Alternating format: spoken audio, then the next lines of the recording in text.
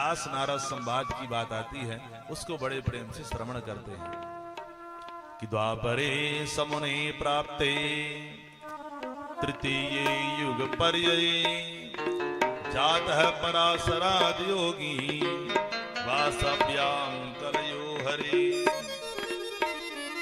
जिस समय कहते हैं द्वापर के अंत में श्री कृष्ण द्वैपायन वेद व्यास जी महाराज का प्राकट्य हुआ, वो त्रिकाल दृष्टा थे। मैंने पहले भी बताया, 3 काल को पहले से देख लेते थे। 3 काल को देखे भैया, कलयुगी मनुष्य को और बड़ा संकट आने वाला है। क्योंकि कलयुगी मनुष्य कैसे हो जाएंगे कि मंदा सुमंद मतयो मंद भाग्या उपद्रुता, बुद्धि मंद हो जाएगी, भाग्य भी मंद हो जाएगा। ऐसे में प्राणियों का कल्याण कैसे होगा भैया? बुद्धि मंद हो तो भाग्य से काम चला लो। कई भाग्यशाली लोगों को देखिए कि भैंसा चराते चराते संसद की कुर्सी में जाके बैठते हैं, उनको क्या कहेंगे? भाग्यशाली हैं। तो बुद्धिमंद हो, भाग्य बढ़िया हो, भाग्य से काम चल जाता है। और कई किसी का भाग्य कमजोर, बुद्धि ठीक है तो बुद्धि से काम चल जाएगा।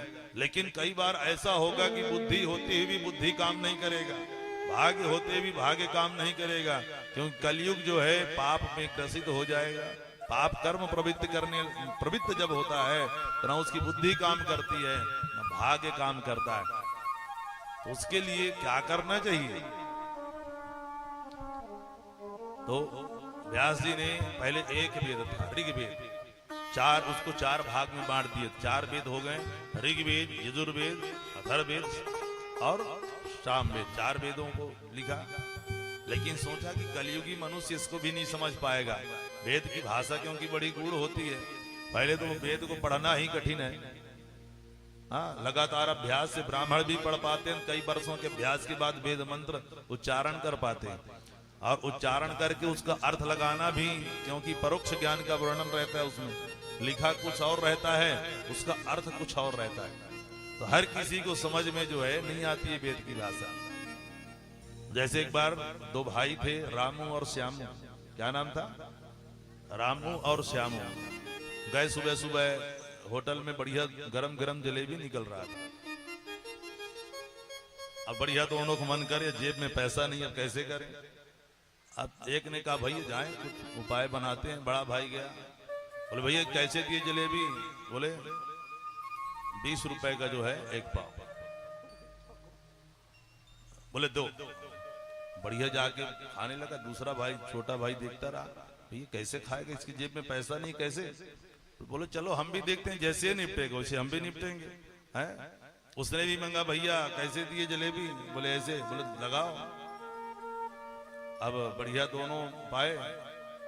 अब बड़ा वाला खा के जैसे निकला वहां से, पैसे मांगा दुकानदार। कहा भैया आते दिए तुमने देखा नहीं? जब आए तो पहले पैसा पकड़ाए हमने। अब दोनों की बात फंस गई। जब बात फंसी, छोटा वाला कहता देखो भैया, दोनों की लड़ाई में मेरा वाला 10-20 रुपए मत भूल जाना। अरे भैया तुम्हारा तो याद है। क्या कहा? तुम्हारा तो याद है। हाँ, बढ़िया उसका तो बन गया बात, बढ़िया खा के आया। अब इनकी बात बढ़ गई, 4 लोग एकत्रित हो गए। अब 4 लोग एकत्रित हो गए, सबके पीछे बोले हाँ भैया तुम बताओ, तुम तो देखे हो ना। छोटे भाई से मुझे, तुम तो देखे हो ना? बोले हाँ हम देखे हैं। कहता मैं कसम खा के कहता हूं, सत्य सत्य बोलूंगा, जैसे हमने पैसे दिए हैं वैसे इन्होंने भी दिए। बोलिए राधे राधे। जैसे हमने दिए मतलब हमने भी नहीं दिए और इसने भी नहीं दिए। बोलिए राधे राधे। तो कई बात भैया 2 ही लोग समझ रहे थे ना इसमें, बाकी लोगों को समझ में नहीं आया। ऐसे ही वेद की बातें जो लिखी रहती है ना, गुरु समझेगा और जब फिर सच्चा शिष्य समझेगा। तीसरा व्यक्ति जो है क्योंकि कुछ बात समझ में आने वाला नहीं है। फिर आगे और इसके विषय में और कोई आगे उदाहरण के द्वारा और कई उदाहरण हैं इनके, तो इतना में समझ में तो आ गया होगा। इसलिए वेद की भाषा बड़ी क्या होती है, कठिन होती है। तो बोले 5म वेद महाभारत की रचना कर दी, फिर भी संतुष्टि नहीं हुई। एक एक करके 17 पुराण लिख डाले, फिर भी मन में जो है शांति नहीं हुई। तब अचानक से कान में ध्वनि सुनाई देता है। असंतुष्टि थे, तो मन में असंतुष्टि था। कान में एक ध्वनि सुनाई दिया, नारायण नारायण नारायण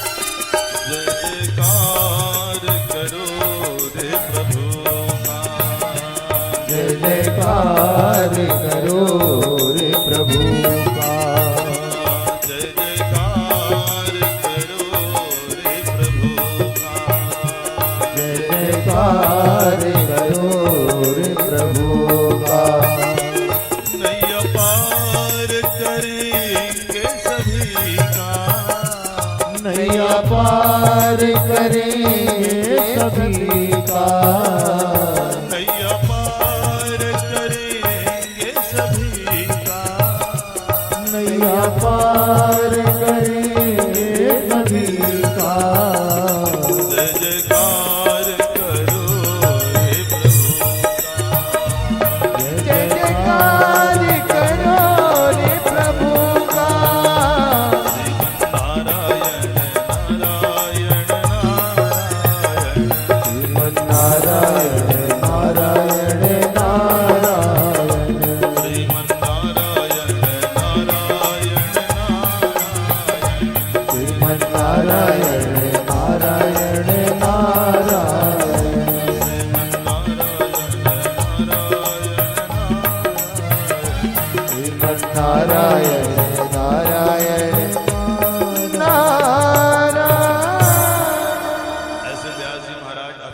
अवस्था में थे तभी उनके कान में नारायण नारायण की ध्वनि सुनाई दी।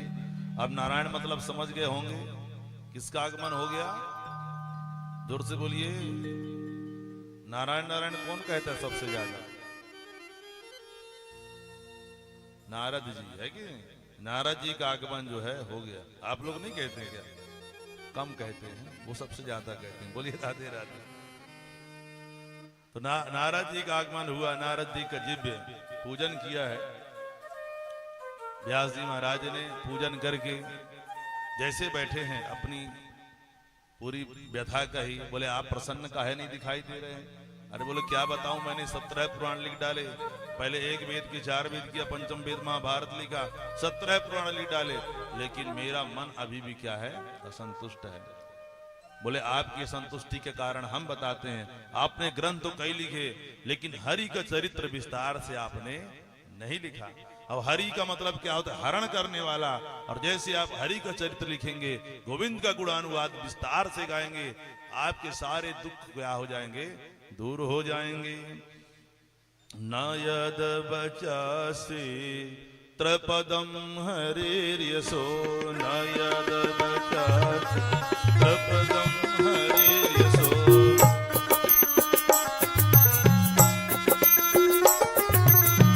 जगत पवित्रम प्रगणित करहिचित,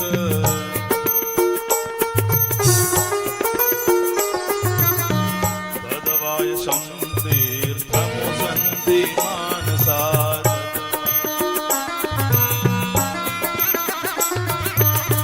तदवाय संतीर्थम सन्ति मानसात्,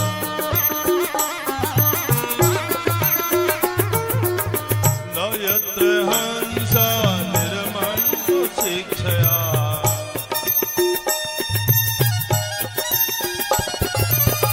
न यद्वचासे त्रपदं हरिर्यसो,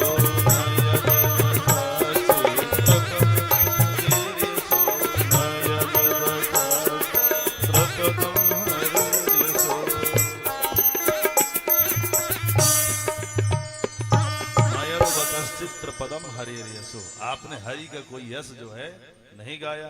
भैया इफेक्ट दो थोड़ा, फिर कम कर देते हो बीच में, एक बार सेट होने के बाद छोड़ दिया करो। बोलिए राधे राधे। नारद जी कहते हैं भैया देखो मैं नारद जो बना हूं ना, ऐसे नहीं बना हूं। मैं पहले दासी पुत्र था। मेरी माँ जो है संतों की खूब सेवा किया करती थी, और मैं भी माँ के पीछे पीछे संतों की सेवा में लगा रहता था। संत आते चतुर्मास बिताने के लिए हमारे घर में रुकते थे, संतों के कपड़े साफ करता, उनके लिए समझा लेकर के आता, सब समझा तैयार करता। बहुत दिन तक एक बार संत हमारे यहाँ रुके। संत जब जाने लगे तो मैं भी अपने लोटा सोटा उठाया, बोला महात्मा जी मैं भी आपके साथ चलूंगा। बढ़िया भजन कीर्तन में मेरा मन लग गया था। संतों ने कहा बेटा तुम्हारी माँ ने हमारी इतनी सेवा की है, यदि तुमको हम लेकर चले गए बाबा बना दिए, तुम्हारी माँ हमको जीवन भर गाली देगी कि हमारे बच्चे को जो है बाबा बना दिए। इसलिए हम ऐसा करते हैं कि तुमको एक मंत्र दे देते हैं, उस मंत्र का जाप करो। मंत्र का बड़े प्रेम से जाप करते रहना, और जब माता पधार जाएगी तो आना होगा तब आ जाना। ऐसा दिव्य मंत्र दे दिए कान में। अब नारद जी बैठ के माला झोली लेकर के दिन रात भगवान का नाम जप करने लगे। कुछ दिन बाद मैया को चिंता हो गई कि कहीं बाबा ना बन जाए। माता को इस बात का बड़ा चिंता रहता है। तो जो भी घर में आता माता यही कहे कि बच्चे का ब्याह करना, कोई बढ़िया दुल्हनिया बताए दो। तो नारद जी मन ही मन सोच रहे थे कि अभी तक माता जी का इंतजार करना पड़ रहा है, दुल्हनिया आ जाएगी, दुल्हनिया को इंतजार करना पड़ेगा। एक दिन क्या हुआ कि मैया गैया दुहने जाती है, और जैसे गैया दुहने गई सर्प ने काटा, मैया का प्राण ही चला गया। नारद जी खूब प्रसन्न हुए, लेकिन दुनिया को दिखाने के लिए खूब रोए भी, क्योंकि भैया दुनिया के अनुसार भी चलना पड़ता है। हम संसार के अनुसार नहीं चलेंगे तो भी कुछ बनने वाला नहीं है। सामाजिक नियम कायदे भी हमको मानने ही पड़ते हैं, वो भी करना पड़ेगा। पूरा संसारिक नियम भी निभाया, खूब रोया, और वैदिक नियम भी निर्वाह किया, और दैहिक क्रिया विधि पूर्वक माता जी का संपन्न करके नारद जी सीधे उत्तर दिशा की ओर चले गए। और बहुत दूर जाने के बाद एक सरोवर में स्नान किया, एकांत जंगल में जाकर के स्नान करके वृक्ष के नीचे बैठ गए। भगवान की तपस्या करने लगते हैं नारद जी। तपस्या करते करते नाम जपते जपते एक दिन अचानक हृदय में भगवान का दर्शन जो है हो जाता है।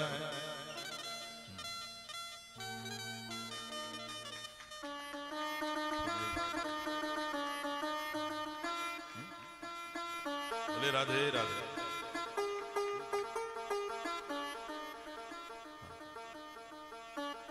जोर से बोलिए, और जोर से बोलिए। राधे राधे। धीरे बोलिए, बोलिए राधे राधे। तो नारद जी उत्तर दिशा की ओर जाके सरोवर किनारे जैसे स्नान करके बैठे, तपस्या करते करते अचानक से भगवान प्रकट हो गए। नारद जी प्रसन्न हो गए, खुशी से नाचने लगे। अरे मैं सिद्ध योगी हो गया, भगवान का दर्शन कर लिया। और जैसे नाचने लगे भगवान फिर अपने रूप को अदृश्य कर दिए। छटपटाने लगे, छाती पीटने लगे, और छाती पीटते पीटते जो है